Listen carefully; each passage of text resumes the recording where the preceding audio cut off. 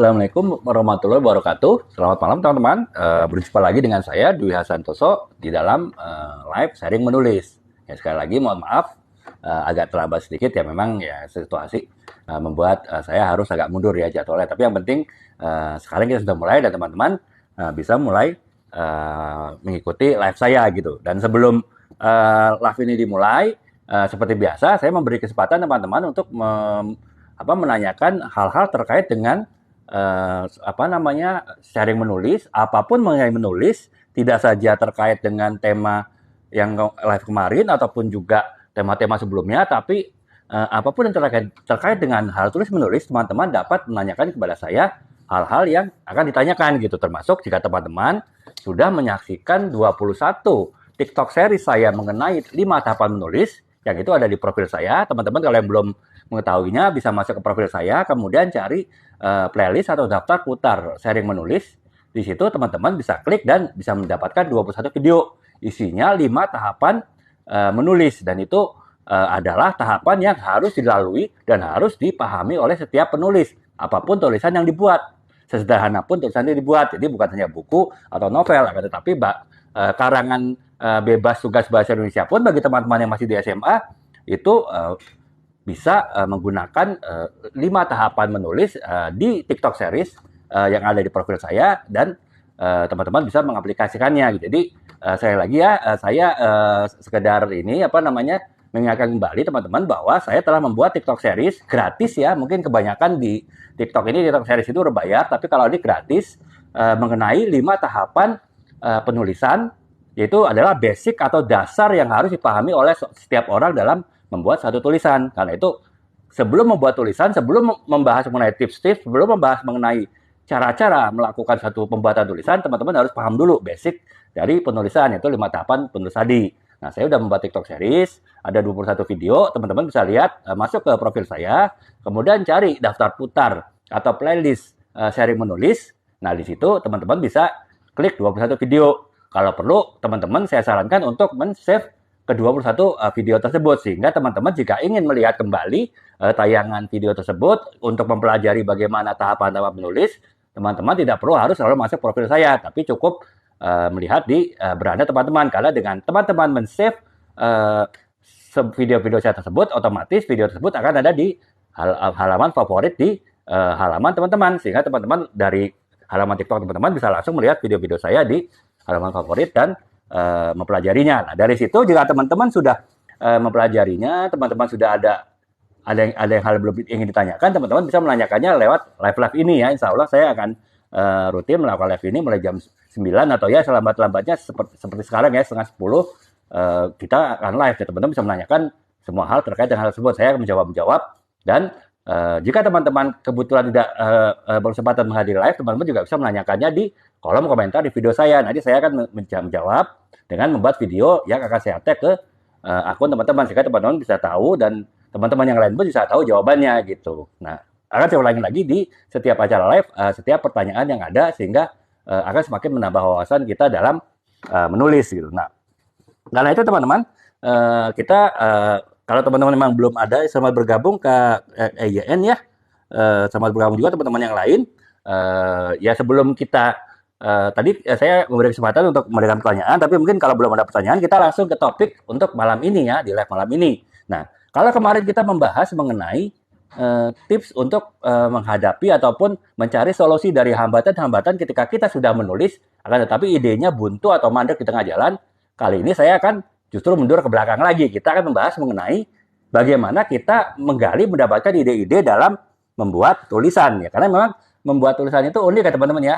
Ya beda kalau mungkin kalau teman-teman misalnya yang kuliah dapat tugas untuk buat paper atau makalah ya, itu mungkin agak mudah mencari ide ya. Kenapa? Karena pasti tentukan dosennya ya. Misalnya dosen di bidang manajemen pemasaran, dosen pemasaran bilang kita untuk menyuruh membuat cobalah buat makalah mengenai cara perusahaan modern berpromosi di era digital marketing. Nah, itu kita paling tidak kan sudah ada gambaran ide apa, topik apa ditulis. Walaupun demikian, kita tetap butuh usaha untuk menemukan dari sekian banyak kegiatan digital marketing, apa yang kita ambil. Apakah kita ambil mengenai sosial medianya kah? Ataukah kita ambil mengenai SEO-nya kah? Ataukah kita ambil mengenai SMM-nya, SMM-kah ya itu jadi apa social marketing apa namanya social marketing management ataupun juga apakah kita akan ambil dari sisi websitenya kah ataukah kita ambil dari sisi email marketing kah lah itu kan tetap membutuhkan pemikiran ya dan kenapa kita menggali topik itu pasti ada dasarnya. Nah kalau itu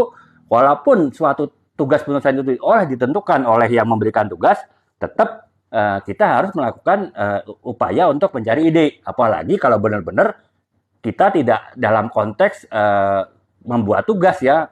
Misalnya saya dalam membuat tulis, misalnya ketika saya ingin menulis buku trade and support marketing ya, ini buku trade marketing yang pertama dalam bahasa Indonesia. Waktu itu ya saya terpikir karena adanya bahasa Inggris dan itu pun juga harus belinya tidak ada di toko buku di Indonesia, harus di eBay atau juga di Amazon.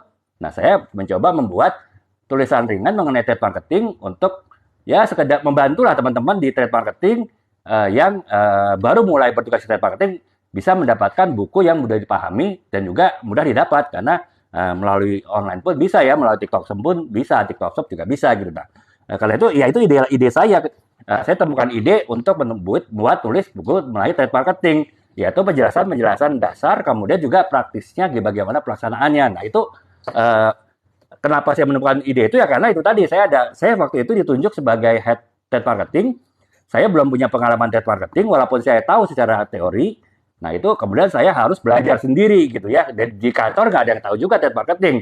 Even direktur saya, sales marketing juga nggak, ya kebetulan nggak ngerti, tidak paham mengenai trade marketing gitu. Makanya ya saya harus belajar sendiri. Nah itulah menurunkan ide saya untuk menulis buku trade marketing ini. Nah jadi ya apa namanya, bagaimanapun situasinya, apakah kita sudah ditentukan topik yang akan kita tulis, ataupun situasi kita menulis yang kita sama sekali bebas kita mau menulis apa, tetap kita akan melalui tahapan-tahapan dalam kita menemukan atau menggali suatu ide yang tepat untuk kita tulis. Nah itu oleh sebab itu dalam saat apa dalam selamat bergabung Kak Rifan Kalare ya, kita lanjutkan lagi ya.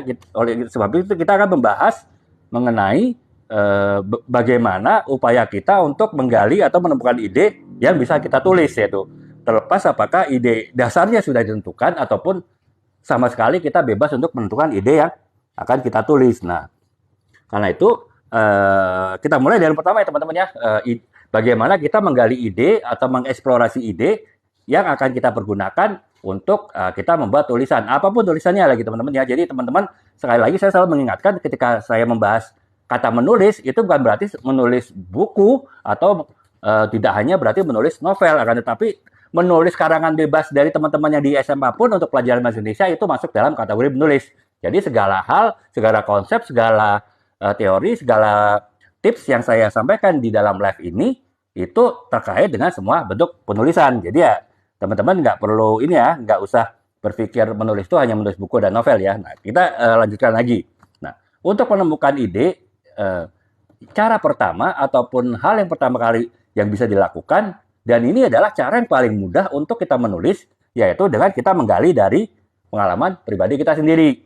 Nah, saya kan selalu mengulangi teman-teman ya, mungkin teman-teman kalau yang sudah pernah melihat video saya, video TikTok seri saya mengenai sharing menulis, kemudian juga sudah beberapa kali mengikuti live saya ini, teman-teman pasti juga sering mendengar saya bilang bahwa menulis itu tips yang utama, tips yang paling kuat dalam menulis itu adalah kita menulis dari yang dekat. Arti menulis dari yang dekat adalah kita menulis apa yang kita tahu. Arti dari kita menulis yang kita tahu adalah kita menulis apa yang telah kita lakukan selama ini, yang selama ini sudah benar-benar menyatu atau ya bahasa lebaynya mendarah daging dengan diri kita gitu ya. Misalnya ya kenapa saya menulis buku-buku marketing, misalnya trade marketing, kemudian juga saya menulis buku mengenai branding. Ini saya menulis buku branding mistake ya, kesalahan-kesalahan satu kesalahan dalam marketing yang semuanya teman-teman bisa lihat, terutama yang di bidang marketing sales bisa lihat di etalase 1 sampai 6 itu buku-buku marketing dan bisnis saya di situ semua. Nah, kenapa saya menulis buku marketing? Ya karena memang saya sampai saat ini alhamdulillah sudah 20 tahun bergerak ataupun berkarya di bidang marketing. Jadi benar-benar saya sudah paham lah istilahnya A sampai Z-nya itu marketing. Jadi saya lebih mudah menggali ide ketika saya menulis buku marketing ketimbang saya misalnya menulis buku yang lain. Even saya menulis buku sales pun mungkin saya juga perlu berpikir lebih keras, harus mencari riset lebih keras gitu. padahal sales dan marketing itu kan sebetulnya saling berkaitan ya, saling berkelindan lah bahasa kerennya, saling apa ya, saling bertautan gitu. Nah, itu pun untuk menulis sales saya harus berpikir berapa kali karena saya harus belajar lebih banyak daripada marketing yang tidur pun saya mimpinya marketing gitu. Nah, makanya lagi-lagi ide pertama kali kita untuk bisa mendapatkan ide, tipsnya adalah kita menggali dari yang paling dekat dengan kita. Nah, seperti saya menulis buku marketing. Ataupun misalnya ya teman-teman, saya menulis novel nih, novel Cintaku Berawal dari Pesantren. Ini ada di, kalau novel saya ada di etalase 7 dan 12 ya, teman-teman bisa lihat sinopsisnya dulu, mempelajari. Nanti ada ditanyakan, bisa ditanyakan ke saya gitu. Nah, kenapa saya menulis novel pesantren ini? Ya karena anak saya saat ini alhamdulillah bersekolah di pondok pesantren gitu. Jadi walaupun itu keseharian anak saya dan saya tidak keseharian saya, tapi setidaknya kan saya sering berkunjung ke pesantren ya ketika menengok anak saya. Setidaknya sebulan sekali kita orang tua diberi kesempatan untuk menengok anak-anak ketika anak-anak kita di pesantren. Dan juga ketika liburan ataupun ketika saya berkunjung ke pesantren bertemu anak saya juga sering bercerita mengenai dunia pesantren. Dan juga saya juga suka bertemu dengan ustadznya ketika saya melakukan kunjungan ke pesantren ataupun juga dengan teman-teman anak saya juga. Di situ kan artinya secara tidak langsung dunia pesantren itu walaupun sebelum anak saya masuk pesantren itu terasa jauh dari saya, tapi saat ini terasa dekat ya karena memang lingkungan seharian anak saya dan saya sering berkunjung ke sana. Makanya saya lebih mudah menggali ketika saya lagi istilahnya ada waktu untuk menulis novel dan saya mencari ide, mencari gagasan, ya saya langsung terpikir menulis pesantren gitu. Selain saya juga ada tujuan ya waktu itu anak saya kan mau ulang tahun, nah saya mau kasih hadiah yang kejutan lah, makanya saya memberi hadiahnya dengan novel ini gitu. Dan karena dengan menulis novel ini harapan saya anak saya semakin bersemangat di pesantren dan juga dapat memberikan manfaat lah bagi teman-temannya di pesantren. Dan juga dan di buku ini untuk kata sambutannya saya tujukan ke anak saya gitu. Jadi ya setidaknya mungkin ya namanya anak ya mungkin ada kebanggaan, oh nama saya ada di buku dan buku ini ada di perpustakaan pesantren gitu. Nah makanya saya lebih mudah menggali ide ini gitu. Nah makanya yang pertama kali kalau kita ingin mudah menggali suatu ide atau tulisan, selamat bergabung ke Agus, kita bisa menggunakan tips pertama yang paling utama ya dulu kita menggunakan pengalaman pribadi atau hal yang dekat dengan kita gitu. Walaupun bukan suatu hal aib atau bukan sesuatu yang jadi masalah kalau kita mau menulis di luar kita. Misalnya seorang mahasiswa ekonomi mau menulis kisah cinta tentang mahasiswa dan mahasiswi di fakultas kedokteran ya bisa-bisa aja gitu. Tapi kan bagaimanapun situasi di fakultas ekonomi itu beda dengan fakultas kedokteran. Tentu dia harus banyak riset. Setidaknya dia banyak melakukan kunjungan ke kedokteran, fakultas kedokteran. Untuk itu ya harus punya teman kan di fakultas kedokteran. Selain itu juga harus banyak ngobrol tuh dengan mahasiswa kedokteran. Bagaimana situasi kuliah di kedokteran pasti beda dengan di ekonomi ya. Kalau di ekonomi kan ya kuliah kebanyakan datang dengerin dosen kuliah pulang. Sekali-kali ada praktikum tapi praktikumnya juga praktikum ringan lah bisa dibilang praktikumnya mengerjakan soal langsung di kasus ya. Beda dengan di kedokteran kan praktikumnya berat, ketat dan harus mengikuti jadwal karena praktikumnya banyak di rumah sakit. Nah itu membuat mahasiswa ekonomi tentu harus belajar banyak, harus riset banyak ketika dia ingin menulis novel tentang kisah cinta di fakultas kedokteran gitu. Beda dengan kalau misalnya mahasiswa fakultas kedokteran menulis novel tentang kisah cinta di fakultasnya sendiri.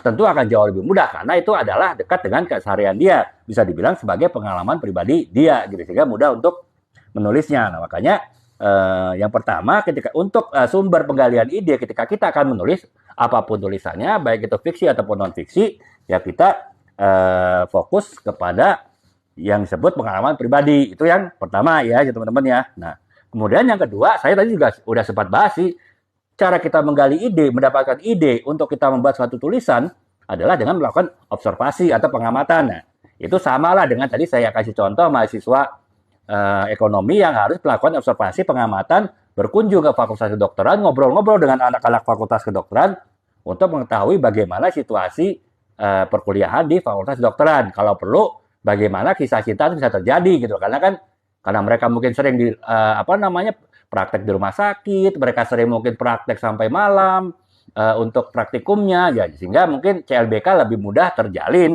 dibanding dengan di fakultas ekonomi yang ketemu mungkin hanya pas kuliah aja ya, itu pun kalau nggak titip absen kan, kalau titip absen ya wassalam lah gitu. Pasti akan lebih jarang bertemu dengan teman-teman yang lain di kelas gitu. Nah, makanya ya observasi itu penting dilakukan. Nah, jadi ya yang kedua adalah observasi ya teman-teman ya, ketika ingin menggali ide untuk menuliskan suatu penulisan di dalam sebuah apa namanya, di dalam sebuah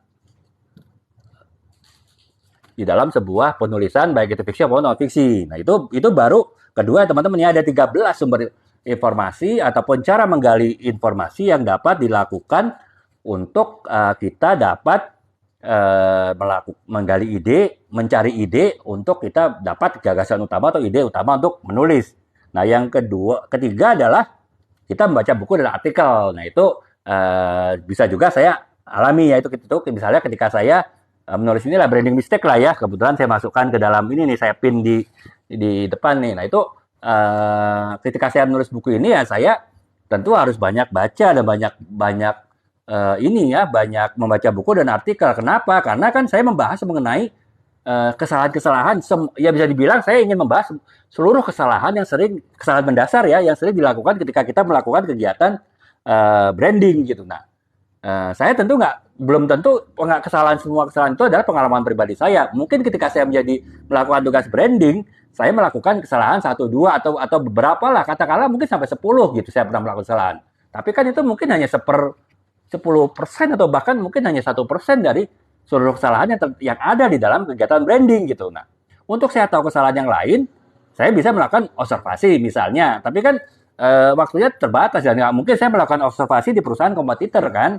Ya pasti kan saya observasinya hanya di perusahaan tempat saya bekerja gitu, dan itu ya saya bilang keterbatas kesalahan yang terjadi gitu, karena kan kesalahan di tiap perusahaan bisa jadi berbeda-beda gitu. Nah, ataupun kita misalnya yang bisa dilakukan adalah ya paling yaitu saya membaca buku dan artikel mengenai kesalahan-kesalahan yang sering terjadi di branding. Antar perusahaan mungkin bisa beda, mungkin ada seorang yang menulis di blog kesalahan-kesalahan yang sering dilakukan oleh kantornya ketika dia melakukan kegiatan branding. Nah, itulah saya baca blognya dia, saya mendapatkan tambahan informasi mengenai kesalahan yang sering dilakukan. Ataupun juga misalnya saya membaca karya ilmiah atau artikel ilmiah yang ditulis oleh seorang dosen misalnya yang melakukan penelitian ke banyak perusahaan dan menemukan ternyata ada sekian banyak kesalahan yang sering dilakukan di dalam perusahaan ketika melakukan branding.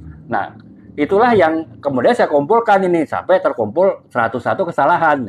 Yang kalau saya hanya mengandalkan tips pertama, pengalaman pribadi ataupun observasi, tips kedua untuk menggali ide, mungkin saya ketemu 10 atau 20 saja, sebab di perusahaan yang saya bekerja saat itu mungkin hanya sekitar 10-20 kesalahan yang sering dilakukan gitu.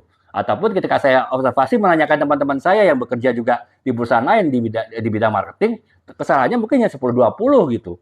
Tapi saya tidak akan bisa menemukan sampai 101 kesalahan. Karena apa? Ya karena saya tidak baca buku atau artikel. Makanya ketika saya menulis buku ini, Branding Mistake, selain saya melakukan pengamatan pribadi, apa yang pernah saya lakukan ketika melakukan kegiatan branding, ataupun saya melakukan observasi dengan juga bertanya kepada teman-teman di perusahaan lain, saya juga membaca buku dan artikel, ya, sehingga saya bisa dapatkan ide-ide untuk mendapatkan 101 kesalahan ini gitu. Dan awalnya pun saya sebetulnya hanya berpikir akan menemukan sekitar 40-50 kesalahan gitu. Karena pikiran saya kan terbatas ya. Walaupun saya sudah baca buku, walaupun saya sudah baca artikel, tetap saya berpikir yang 40-50. Ternyata setelah saya selesaikan tulisan, setelah saya kumpulkan semua kesalahan yang terjadi, itu sampai 101. Nah, makanya ya teman-teman ya, jadi ya memang ya itu tadi. Jadi kita salah satu sumber informasi yang paling kuat ya kita harus melakukan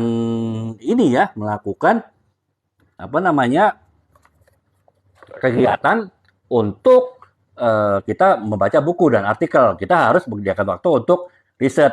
Memang ya riset itu kan tahap kedua dari sebuah tahapan menulis ya teman-teman ya. Kalau teman-teman, lagi-lagi saya ingatkan teman-teman yang belum melihat utuh 21 video TikTok sehari saya mengenai tahapan menulis, teman-teman bisa lihat di profil saya, kemudian dicari daftar putar atau playlist sharing menulis, di situ teman bisa dapatkan 21 video. Nah, teman-teman bisa lihat video yang berjudul tahapan riset. Nah, itu adalah tahapan kedua dari tahapan penulisan, di mana kita harus melakukan riset, melakukan penelitian, mengumpulkan data, mengumpulkan fakta, terutama untuk penulisan non-fiksi, untuk keperluan penulisan kita. Nah, itulah yang harus dilakukan sesuai dengan tips nomor 3 ini ya. Jadi ya teman-teman, jadi ya jelas ya, kita harus melakukan riset, dan yang cara umum dilakukan terutama untuk buku non-fiksi adalah dengan kita melakukan membaca buku dan artikel. Nah, kemudian yang keempat adalah kita melihat sejarah dan budaya yang terjadi.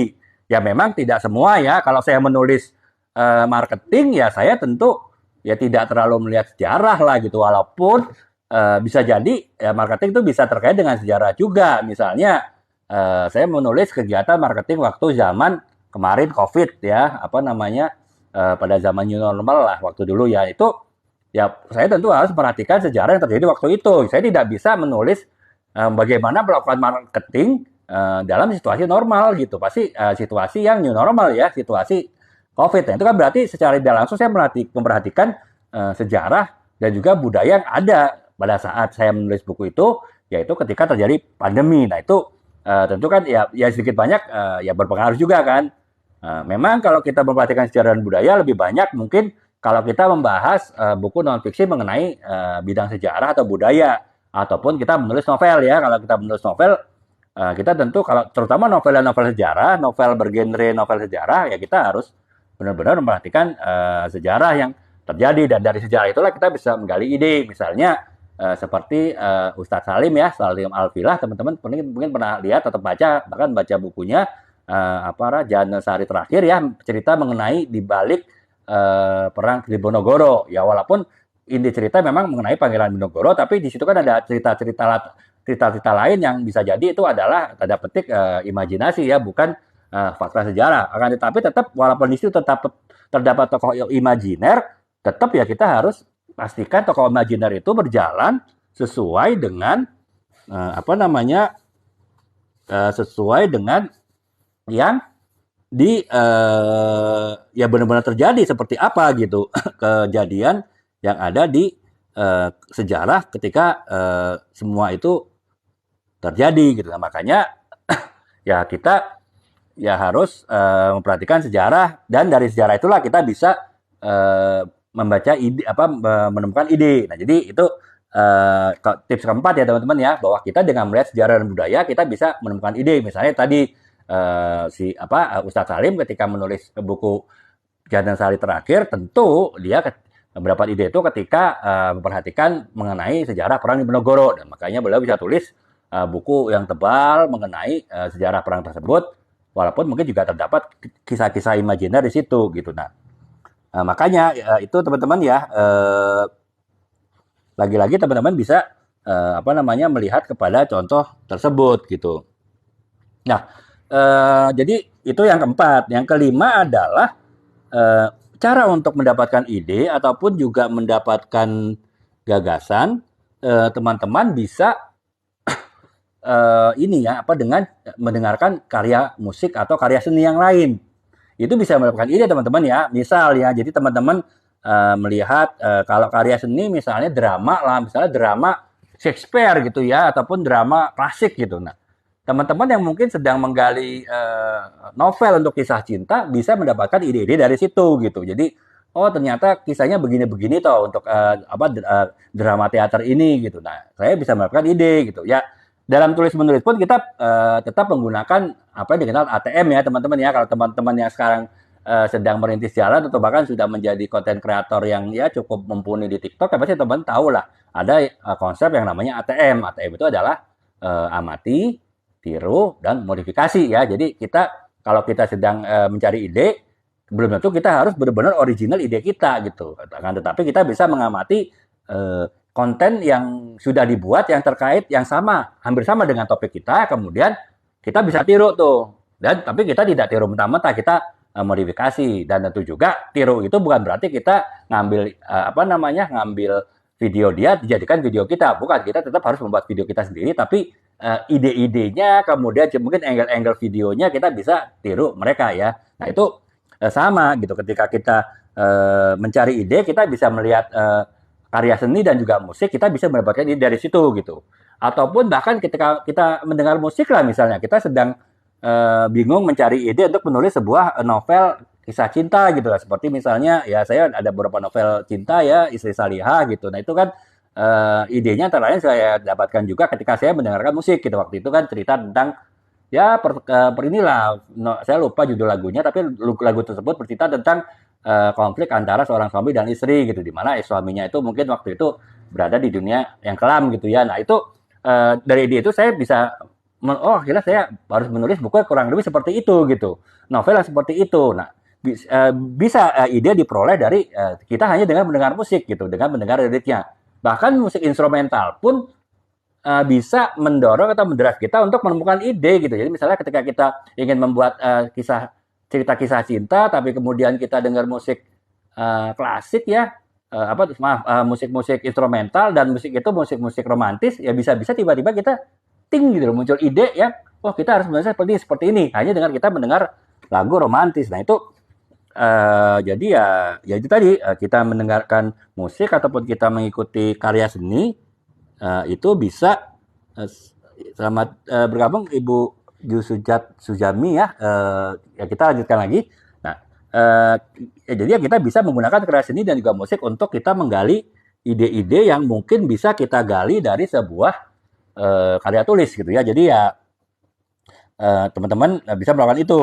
Dan kemudian yang keenam, sumber ataupun asal ataupun juga tempat kita menggali ide adalah perdebatan dan juga isu-isu yang sedang terjadi. Misalnya ya mungkin misalnya di sekarang kan lagi ada isu, misalnya isu mengenai isu gender ya, isu feminisme gitu. Itu kan itu bisa jadi sebuah karya tulis gitu. Bahkan sebuah novel, teman-teman pernah dengar novel Saman ya, itu diangkat kan bercerita mengenai feminisme, dan novel itu tidak saja mendapat pengakuan secara nasional kan, tetapi secara internasional pun novel Saman tersebut mendapatkan pengakuan. Nah, novel itu berangkat dari isu perdebatan feminisme yang sedang terjadi di Indonesia, yang sedang marak juga kan. Nah itu tentu si penulisnya ya itu mendapatkan ide-ide mengenai untuk menulis novel Saman tadi ya dengan dia mempelajari isu yang terjadi, yaitu isu feminisme. Makanya dia kemudian menulis dalam suatu tulisan gitu, perjuangan seorang perempuan lah dalam konteks kehidupannya dia sehari-hari. Nah itu menjadikan suatu isu itu dapat menjadi sebuah bahan tulisan gitu, atau ide sebuah tulisan. Ataupun juga misalnya isu lingkungan gitu ya, isu lingkungan mungkin bisa membuat seorang penulis novel membuat novel mengenai misalnya perjuangan seorang putra daerah di suatu daerah ketika dia harus memperjuangkan kegiatan pertambangan di daerahnya merusak lingkungan. Tidak saja merusak lingkungan, tidak saja merusak hutan, mungkin juga merusak situs-situs ataupun juga tempat-tempat yang bernilai sejarah dan tempat-tempat yang bahkan dinilai sakral gitu oleh masyarakat lokal. Nah itu kan bisa jadi sebuah ide ya, walaupun hanya seseorang hanya dengan mempelajari ataupun juga hanya mendengarkan isu lingkungan, kalau dia memang seorang penulis gitu, dan penulisnya novel misalnya, itu bisa menjadi sebuah ide untuk penulis novel mengenai yaitu tadi perjuangan pergerakan melawan katakanlah investor yang merusak lingkungan di wilayahnya gitu. Jadi ya isu-isu ataupun perdebatan yang sedang terjadi saat ini, walaupun jauh dari sebuah novel misalnya, itu bisa menjadi ide pembuatan novel gitu. Apalagi kalau kita ingin menulis buku non-fiksi, kita ingin menulis buku mengenai kelestarian lingkungan, ya pasti ide-idenya bisa saja digali dari isu-isu ataupun perdebatan lingkungan yang sekarang sedang terjadi gitu. Nah, ataupun juga misalnya ya sekarang kalau di internasional pun kita kan sangat sangat ketat sekali mengenai lingkungan gitu. Bahkan lingkungan bisa dijadikan isu politik, isu ekonomi gitu ya. Berbagai produk Indonesia berapa kali di embargo, tidak bisa masuk ke suatu negara di Eropa atau Amerika ya karena dianggap kita melakukan pelanggaran isu lingkungan. Nah, itu juga bisa menjadi bahan tulisan non-fiksi ya, baik dari sisi ekonomi, baik dari sisi sosial politik gitu, walaupun juga mungkin dari sisi HAM ya, karena salah satu isu yang terjadi adalah misalnya produk sepatu di suatu negara, bukan Indonesia sih, yang ditolak masuk di suatu negara lain karena pekerjanya banyak anak-anak di bawah umur. Nah itu kan bisa jadi topik pembahasan untuk non fiksi. Untuk fiksi pun juga bisa jadi pembahasan sebuah novel misalnya. Jadi untuk cara menggali ide yang keenam adalah dengan kita memperhatikan perdebatan dan juga isu-isu kontemporer yang terjadi saat ini ya. Selamat bergabung Kak Ferni ya. Nah, sekarang kita sedang membahas mengenai bagaimana ataupun sumber-sumber kita dapat menggali ide dalam membuat satu tulisan ya. Tulisan itu bisa saja berarti tulisan novel ataupun juga tulisan buku atau bahkan tulisan sederhana sekalipun. Misalnya anak SMA yang teman-teman yang masih SMA mendapat tugas menulis karangan bebas dari guru bahasa Indonesia, itu juga bisa menjadi dianggap sebagai tulisan ya. Nah, jadi kita baru sampai udah setengah jam lebih nih, baru sampai ke nomor 6 dari 13 sumber untuk kita menggali ide gitu ya. Yaitu kita memperhatikan perdebatan dan juga isu-isu yang terjadi saat ini, isu-isu kontemporer.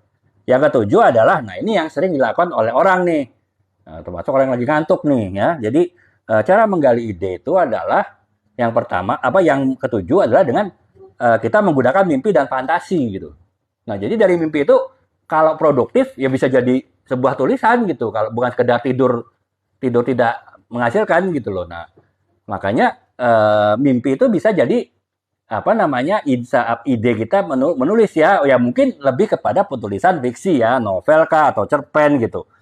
Kita berangkat dari mimpi gitu. Tapi bisa jadi juga kalau mimpinya itu bergenre ya, mimpi ada genre juga loh. Ada mimpi bergenre science fiction, itu bisa jadi seorang ahli teknik mesin, seorang ahli teknik komputer, seorang ahli teknik seorang ahli teknik industri bisa menghasilkan sebuah penemuan ya dari sebuah mimpi yang benar-benar mimpi gitu. Tapi mimpinya mimpi berdasarkan buku gitu. Jadi ya istilahnya ya mimpi pun bisa menjadi sumber ide gitu. Baik ide tulisan fiksi maupun non fiksi. Nah, apalagi fantasi ya. Kalau fantasi itu kan ya setengah mimpi setengah sadar lah gitu. Jadi ya kalau kita melamun gitu kan biasanya pikiran kemana-mana itu alam bawah sadar kita mulai bergerak tuh. Nah itu bisa jadi menjadi sumber ide menulis gitu ya. Makanya seringkali penulis ataupun seniman lah, dalam seniman apapun itu mendapat ide di kamar mandi teman-teman. Kenapa ya? Karena kamar mandi itu adalah tempat di mana kita berada seringkali ya, apalagi kalau pagi-pagi kita sedang panggilan alam ya, di kloset duduk apalagi. Nah itu seringkali kita setengah sadar gitu ya. Setengah sadar itulah yang bisa, kalau bisa dipergunakan secara produktif itu bisa menghasilkan ide-ide menulis gitu. Saya pun sering seperti itu juga gitu. Ketika saya sedang menulis, ide-ide itu tanpa sadar muncul ketika saya di kamar mandi gitu ya. Nah itu ya karena situasinya ya itu tadi setengah sadar ya. Bisa jadi setengah sadar gitu. Situasi fantasi lah gitu. Ya apalagi ya mimpi pun juga bisa menjadi sumber ide atau gagasan dalam menulis. Nah karena itu ya teman-teman yang sedang menulis sampai ke bawah mimpi itu dimanfaatkan teman-teman. Jadi misalnya teman-teman menulis inilah teman-teman sedang membuat laporan tahunan lah untuk pencapaian target teman-teman sebagai sales manager misalnya, atau sebagai brand manager atau marketing manager atau bahkan marketing supervisor gitu. Nah itu teman-teman kan sering karena saking tegangnya menulis untuk persiapan meeting tahunan itu sampai ke bawah mimpi kan. Nah itu dimanfaatin, jangan sekedar mimpi-mimpi aja, tapi mimpi itu bisa jadi menjadi sumber ide untuk kita membuat sebuah tulisan gitu. Makanya teman-teman juga jangan ini ya, maksudnya ya apapun bisa jadi sumber lah, termasuk mimpi ya. Jadi kalau teman-teman lagi bermimpi dan mimpi itu relevan dengan yang teman-teman tulis, dipikirkan saja, siapa tahu bisa menjadi salah satu sumber ide gitu. Ini bukan bercanda loh, ini beneran ya teman-teman ya. Nah itu tips yang ketujuh, kita sumber kita menggali ide. Nah, yang kedelapan adalah introspeksi dan juga kita melakukan kita renungan mendalam gitu. Karena bisa jadi misalnya kita sedang menulis novel mengenai pesan-pesan moral gitu. Nah, kita melakukan introspeksi diri kita. Oh, kita untuk pesan-pesan moral yang kita tulis dalam novel tersebut, kita sudah dalam tahap melakukannya apa tidak gitu. Dan kenapa kalau kita belum melakukannya, kenapa? Nah, introspeksi dan renungan ini pun akhirnya bisa jadi ide gitu. Oh, kita belum menjalankan karena ternyata kita lebih berat kepada dunia gitu daripada kita persiapan akhirat. Nah, itu kan bisa renungan-renungan yang pada akhirnya bisa menumbuhkan kesadaran menjadi ide untuk kita menulis gitu. Jadi refleksi diri kita lah yang kemudian kita wujudkan dalam suatu tulisan gitu. Nah, makanya ya kita apa namanya kita juga ini ya teman-teman ya. Jadi kita juga apa namanya ya harus bisa menggunakan apapun untuk ide kita, termasuk ketika kita melakukan introspeksi diri kita ya, kita juga tentu harus bisa memastikan bahwa semuanya itu sesuai ya apa dengan ide kita, dan kita bisa masukkan dalam bagian dari penggalian ide untuk tulisan yang sedang kita buat gitu. Nah, karena itu ya lagi-lagi kalau teman-teman juga sedang misalnya bingung mencari ide, teman-teman bisa merenung, melakukan refleksi diri juga sih, karena dengan melakukan itu teman-teman juga bisa menemukan ide untuk menulis gitu. Nah, itu untuk yang ini baru ke-8 ya, baru ke-7, ke-8, ke-8. Nah, kemudian yang 9 adalah kita melakukan wawancara dan percakapan. Nah, yaitu tadi misalnya saya memberikan contoh ya, mahasiswa ekonomi yang ingin menulis novel mengenai kisah cinta mahasiswa kedokteran, ya tentu dia harus melakukan wawancara dengan mahasiswa kedokteran juga gitu. Jadi bagaimana sih perkuliahan di Fakultas Kedokteran, kemudian bagaimana sih kemungkinan bertemu mahasiswa kedokteran di dalam kuliah, dan juga bagaimana sih bisa muncul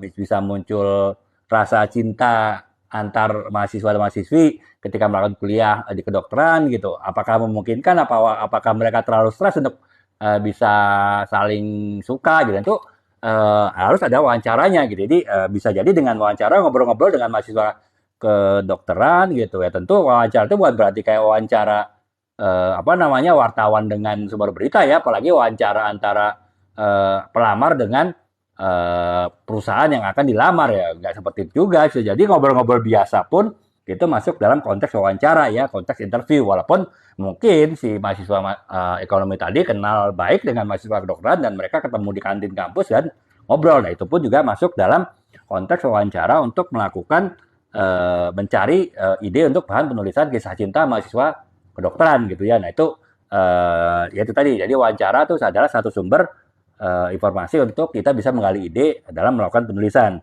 Itu yang ke-9. Kemudian yang ke-10 adalah kita melihat sumber-sumber visual ya. Jadi ya sumber visual itu kan kita bisa melihat foto, kita bisa melihat video, kita bisa mendapatkan ide gitu. Makanya teman-teman, nah ini tips saja teman-teman ya, kalau teman-teman sedang mencari ide untuk menulis, teman-teman kan sekarang kan pasti ya udah punya handphone kan. Handphonenya juga pasti sudah dilengkapi dengan kamera gitu, dan juga udah dilengkapi dengan akses internet. Nah, teman-teman jika sedang berjalan kemanapun dan menemukan gambar-gambar atau foto-foto yang unik, teman-teman bisa langsung diambil fotonya atau diambil videonya dengan kamera teman-teman gitu. Nah, walaupun waktu itu teman-teman mungkin belum bisa memahami ataupun bisa menghubungkan gambar atau video diambil itu dengan ide cerita yang akan digali gitu. Ya nggak apa-apa, kita ambil foto aja, ambil video aja, toh sekarang kan kamera handphone rata-rata kapasitas memorinya besar ya. Kalaupun nggak besar pun udah ada memory card, jadi bisa menambahkan kapasitasnya, ataupun juga ada flash disk OTG ya. Jadi bisa ketika handphone penuh bisa dipindah ke flash disk OTG gitu. Nah, itu jadi nggak usah khawatir. Yang penting kita selalu sering mengambil foto dan video. Nanti ketika kita sedang senggang atau kita waktu luang, kita bisa melihat-lihat tuh video atau gambar yang kita ambil. Dari situ kita bisa tumbuh ide, bisa menggali ide untuk membuat suatu tulisan gitu lah. Saya juga sering sih melakukan seperti itu gitu. Ketika misalnya saya membuat tulisan mengenai mengenai marketing ya, ini branding for non-branding company gitu. Nah, itu saya sebagai marketer ya, pemasar, ketika saya melakukan kegiatan marketing, saya pasti sering mengambil foto ya. Walaupun itu mungkin keperluan kantor untuk laporan, akan tetapi juga seringkali foto itu bersifat pribadi, saya ambil foto dan video. Nah, ketika saya menggali ide untuk buku branding for non-branding company lah, saya lihat video-video di ini saya di handphone saya, foto-foto, dari situ saya bisa menggali beberapa ide gitu untuk tulisan saya. Nah, itu jadi teman-teman nggak usah sayang memori ya.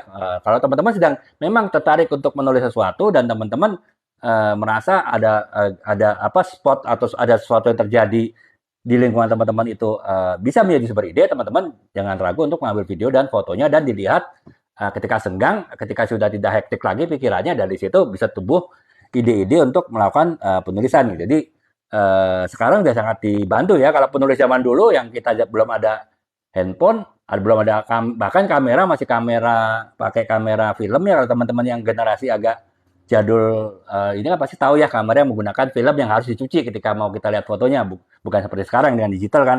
Ya itu tentu ya susah ya untuk bisa melakukan hal seperti itu. Kalau sekarang sangat mudah gitu. Makanya karena kemudahan itulah kita harus memanfaatkan kemudahan itu. Jadi kita jangan ragu untuk mengambil foto ataupun video dimanapun yang kita anggap dapat jadi sumber ide kita atau sumber informasi kita dalam menulis. Nah itu jadi ya sumber visual itu penting ya untuk kita dalam proses penggalian ide gitu ya. Nah tips yang ke-11 adalah kisah nyata. Jadi kisah nyata tuh seringkali menjadi sebuah karya tulis ya, terutama karya fiksi sih. Jadi misalnya teman-teman nih ada teman yang lain yang mempunyai kisah yang menarik gitu. Jadi kisah yang unik ataupun atau mungkin romantis atau bahkan mungkin dramatis, ya itu bisa digali gitu. Jadi kita bisa minta izin untuk mengambil ceritanya, ya tentu kita berjanji kita akan modifikasi ya. Jadi nama pasti akan dirubah, tempat pasti akan kita rubah gitu. Kemudian ceritanya pun juga tidak akan persis seperti yang dialami oleh teman kita tersebut. Nah itu bisa kita lakukan gitu ya. Seperti misalnya yang istri Salia inilah, ini terus terang ide ceritanya itu ya memang saya gali sendiri kan, tapi pengembangannya juga berdasarkan cerita dari teman saya ya. Teman saya kan ada yang bekerja di perusahaan minum beralkohol, kemudian di bidang sales dan promotion gitu. Levelnya udah lumayan lah, manajerial awal lah ya, junior manager. Nah itu dia setiap malam tuh sering harus berkeliling ke tempat-tempat hiburan malam kan, ya karena ya jualan lah di situ gitu, membuat program, negosiasi dengan pengelola hiburan malam, yang tentu pengelola hiburan malam itu adanya di malam hari kan.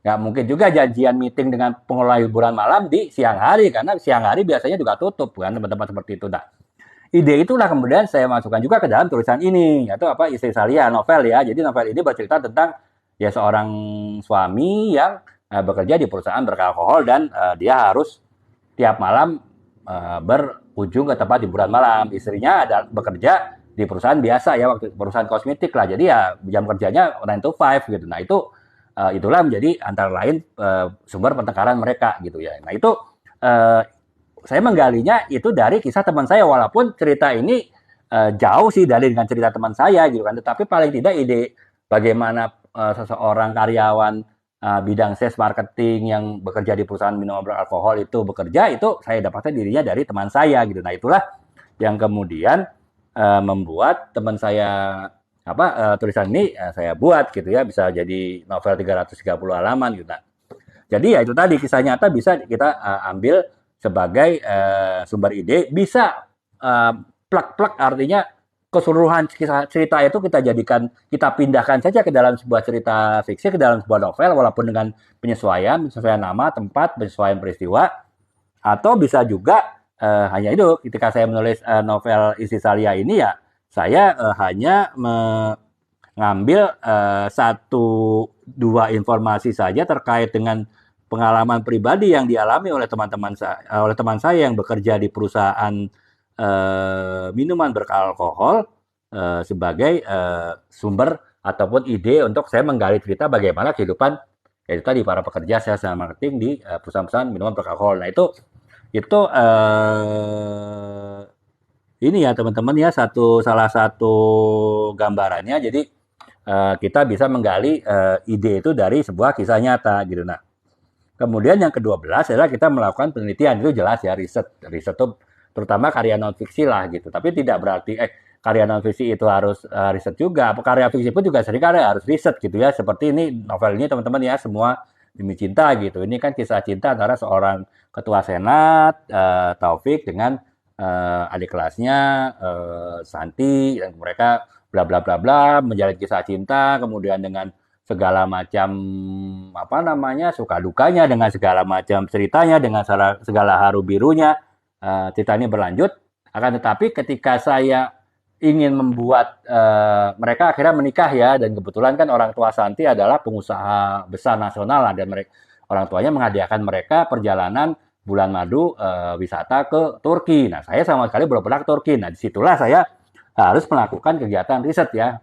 Saya walaupun ini novel, tapi tetap saya melakukan riset. Oh, bagaimana tempat-tempat wisata apa saja di Turki, kemudian wilayah apa tempat-tempat tujuan destinasi wisata apa yang bisa cocok untuk paket pasangan yang baru menikah gitu, pasangan bulan madu. Nah itu saya pelajarin sendiri dari internet ya. Kalau sekarang kan mudah sekali kita cari dari internet. Nah itu tetap berarti saya walaupun ini novel, saya tetap membuat melakukan riset ya. Risetnya tadi untuk membuat itinerary, untuk membuat jadwal perjalanan wisata bulan madu ke Turki. Nah itu jadi ya riset itu lagi-lagi bukan harus tulisan tulisan non fiksi ya, tulisan fiksi pun itu tadi novel lah katakanlah ataupun cerpen itu bisa kita harus melakukan riset apabila kita masih belum paham mengenai apa bagian yang kita tulis ya seperti tadi ini keseluruhan ceritanya sih saya tidak perlu riset karena ini cerita kisah cinta ya, kisah cinta romantis ya tentang inilah tentang mahasiswa dan mahasiswi lah itu kan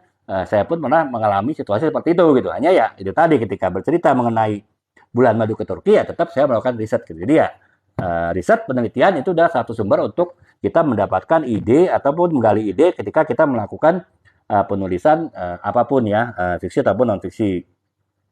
Dan yang ke-13 adalah perubahan dan perkembangan pribadi. Jadi misalnya apa namanya kita bisa membuat ternyata ini cerita hijrah ya, si Salia ini novel hijrah sih sebetulnya. Jadi seorang ya pasangan suami istri yang mereka dekat dengan dunia malam, kemudian akhirnya mereka bergerak sedikit-sedikit jadi lebih baik. Kemudian suaminya juga keluar dari perusahaan minuman beralkohol yang selalu mensyaratkan dia untuk bekerja malam hari di tempat hiburan malam gitu ya, untuk jualan di sana. Nah itu kan sebetulnya ada perubahan dan perkembangan pribadi. Nah itu juga ketika saya membuat, saya memutuskan ini novel ini ada misi hijrahnya, itu saya bisa menemukan banyak ide menggali dari kegiatan hijrah kan pasti kan banyak ini ya banyak hambatannya, banyak halangannya dan itu bisa menjadi sumber ide saya dalam menulis itu. Jadi sih teman-teman, saya ulangin lagi ya sekedar singkat 13 ide atau tips untuk kita mencari ide ketika kita kan membuat suatu tulisan. Lagi-lagi saya tekankan menulis itu bukan berarti harus menulis buku atau hanya menulis novel, akan tetapi tulisan apapun ya, tulisan sederhana apapun, teman-teman yang masih SMA dapat tugas menulis karangan bebas dari Guru Bahasa Indonesia, itu pun masuk dalam tulisan. Dan tips ini bisa dipergunakan juga gitu. Jadi untuk menggali ide, ada 13 cara yang bisa kita lakukan. Yang pertama adalah kita melalui pengalaman pribadi. Nah, jadi itu lebih mudah karena apa hal yang dekat dengan kita, pengalaman pribadi kita itu bisa langsung kita tuliskan. Ya. Jadi seperti saya contohkan, saya 20 tahun bekerja di bidang marketing dan itu memudahkan saya menulis buku-buku mengenai marketing dan branding ya karena ya itu sudah benar-benar keseharian saya gitu ya. Jadi pengalaman pribadi itu menjadi salah satu sumber utama bahkan ketika kita akan menggali suatu ide gitu. Kemudian yang kedua adalah kita melakukan observasi yaitu pengamatan ya. Pengamatan ke tempat ataupun ke lokasi yang akan menjadi salah satu ide subjek ataupun ide tulisan kita. Nah, itu kita bisa melakukan observasi. Kemudian yang ketiga, kita membaca buku dan artikel. Ya, tentu itu akan menambah kita informasi, data, fakta yang dapat membuat kita memperoleh ide ataupun gagasan dalam menulis juga gitu. Nah, kemudian yang keempat adalah kita memperhatikan sejarah dan budaya. Nah, dengan kita memperhatikan sejarah dan budaya, bisa jadi kita menemukan ide-ide tersebut. Tidak hanya tulisan misalnya novel sejarah saja, tapi novel genre apapun ataupun bahkan mungkin buku non fiksi yang tidak terkait sejarah akan tetapi masih ada hubungannya dengan sejarah itu bisa juga mendapatkan ide dari peristiwa sejarah ataupun peristiwa budaya yang terjadi. Kemudian yang kelima adalah dengan memperhatikan karya seni atau musik ya kita bisa memperoleh ide, kita bisa memperoleh inspirasi dengan kita melihat karya seni ataupun karya musik, mendengar karya musik itu bisa jadi salah satu sumber informasi kita gitu. Sumber kita untuk menggali ide. Kemudian yang keenam adalah perdebatan dan isu. Jadi sekarang sedang viral isu apa, viral perdebatan apa. Nah itu bisa jadi cara untuk kita menggali ide gitu ya. Tentu disesuaikan dengan apa yang kita tulis. Akan tetapi apapun yang kita tulis itu bisa kita mencoba untuk menggunakan hal-hal yang menjadi perdebatan dan juga isu pada saat ini yang viral itu menjadi satu sumber dari penggalian idenya gitu. Nah kemudian yang ketujuh adalah mimpi dan fantasi. Jadi mimpi pun bisa jadi sumber ide, fantasi pun atau ya tadi saya bilang itu situasi setengah sadar lah, antara sadar dan tidak sadar, itu pun juga melamun lah ya, kalau bahasa umumnya itu bisa menjadi sumber ide kita jika kita dapat menggunakannya. Alhamdulillah, jika kita dapat menggunakannya secara tepat. Nah, kemudian yang ketujuh adalah kita melakukan introspeksi dan juga renungan diri. Ya, introspeksi dengan kita, terutama jika kita misalnya menulis karya fiksi yang bersifat ada pesan-pesan dan nilai-nilai moral ya. Nah, kita tentu merenung, oh nilai-nilai moral itu seperti apa, bagaimana jika kita menerapkannya, bagaimana jika kita tidak menerapkannya. Nah, itu dari kita perenungan hal-hal seperti itulah kita bisa mendapatkan ide baru ataupun justru bahkan menggali ide utama untuk sebagai ide utama tulisan kita. Nah, jadi introspeksi bisa membuat itu gitu. Kemudian selain itu yang ke-9 adalah kita melakukan wawancara percakapan dengan sumber-sumber informasi yang akan menjadi bahan tulisan kita. Tentu di situ kita bisa mendapatkan ide-ide yang besar ya dari kita akan menulis gitu. Dan yang ke-10 adalah sumber visual, yaitu sumber visual di mana kita melakukan kita bisa memfoto atau memvideo hal-hal yang menurut kita menarik dan kelak suatu saat itu bisa menjadi sumber ide kita dalam menulis.